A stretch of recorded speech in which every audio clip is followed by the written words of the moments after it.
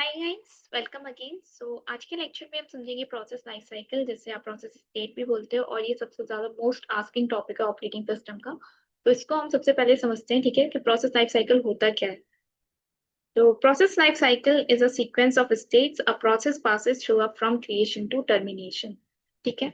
जब भी आपकी कोई प्रोसेस सिस्टम में एग्जीक्यूट होने के लिए आती है, तो वो प्रोसेस डायरेक्टली एग्जीक्यूट नहीं हो जाती है, ठीक है।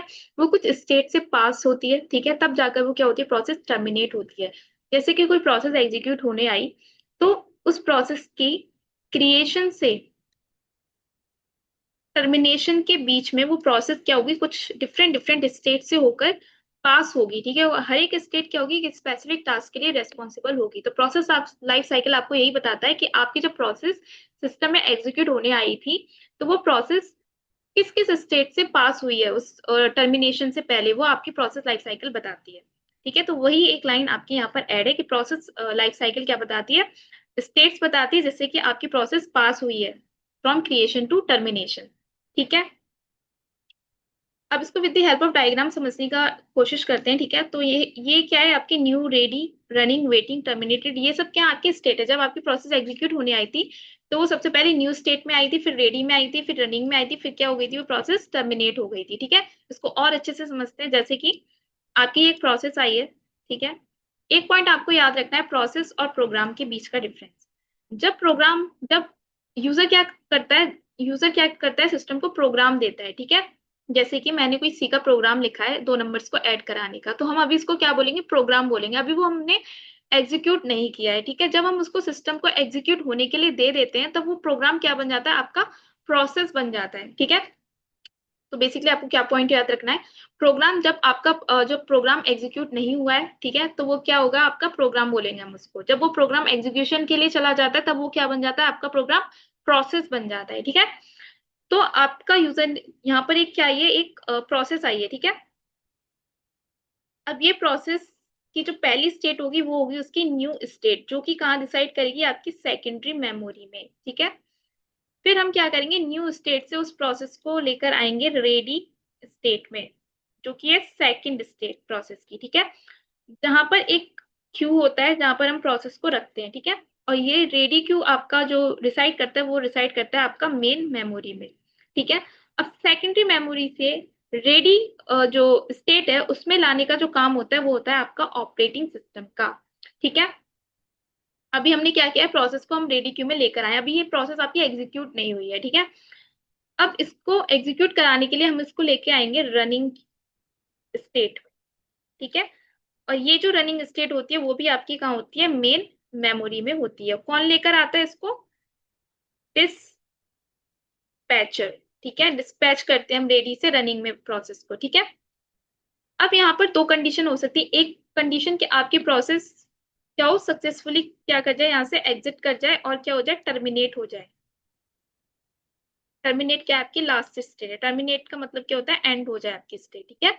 एग्जीक्यूट हुई और वो सक्सेसफुली क्या हो गई, टर्मिनेट हो गई। दूसरी कंडीशन हो सकती है कि यहाँ पर प्रोसेस जैसे ही रनिंग में गई है, रन होने के लिए गई है, उसने क्या किया, एक रिसोर्स की रिक्वेस्ट की, जैसे कि उसको क्या होगी, प्रिंटर की नीड है, ठीक है। उसको क्या है, प्रिंटर की नीड है। तो हम उस क्या करेंगे, उस प्रोसेस को हम वेटिंग स्टेट में भेज देंगे, ठीक है। हम बोलेंगे कि तुम प्रोसेस जो है वो वेटिंग क्यू में, तुम क्या करो, वेट करो जब तक जो दूसरी प्रोसेस हम उसको एग्जीक्यूट करेंगे, ठीक है। तो हमने क्या किया, उस प्रोसेस को जिसने भी रिसोर्स की रिक्वेस्ट की थी, उसको हमने वेटिंग स्टेट में भेज दिया। और जैसे ही वो अपनी जो रिक्वेस्ट उसने रिसोर्स की थी, वो उसकी फुलफिल हो जाती है, फिर हम उसको क्या करते हैं, फिर से हम रेडी में लेकर आते हैं, और फिर हम उसको एग्जीक्यूट करा के क्या कर देते हैं, टर्मिनेट कर देते हैं, ठीक है। अब अब क्या हुआ, जैसे कि आपकी कोई प्रोसेस एग्जीक्यूट हो रही थी पहले, ठीक है। अब इसी बीच क्या हुई, एक हाई प्रायोरिटी की प्रोसेस इंट्रोड्यूस हो गई, ठीक है। क्या हुई यहाँ पे, आपके हाई प्रायोरिटी की प्रोसेस। अब हाई प्रायोरिटी का प्रोसेस का मतलब क्या है, जैसे कि अगर आप एक्सेल में काम कर रहे थे, ठीक है, एक्सेल में काम करते हुए आपके पास नोटिफिकेशन आया अ, कि आपका जो सिस्टम में कोई इशू हुआ है, ठीक है, कोई साइबर थ्रेट का आपके पास नोटिफिकेशन आया। तो आप क्या करोगे, जो एक्सेल में काम कर रहे थे, आप उसको स्टॉप करके क्या करोगे, पहले जो नोटिफिकेशन आया है आप उसको चेक करोगे, उसको रिजॉल्व करने का ट्राई करोगे, राइट। तो जो थ्रेट, जो नोटिफिकेशन आया था, वो क्या था, आपकी हाई प्रायोरिटी की प्रोसेस थी।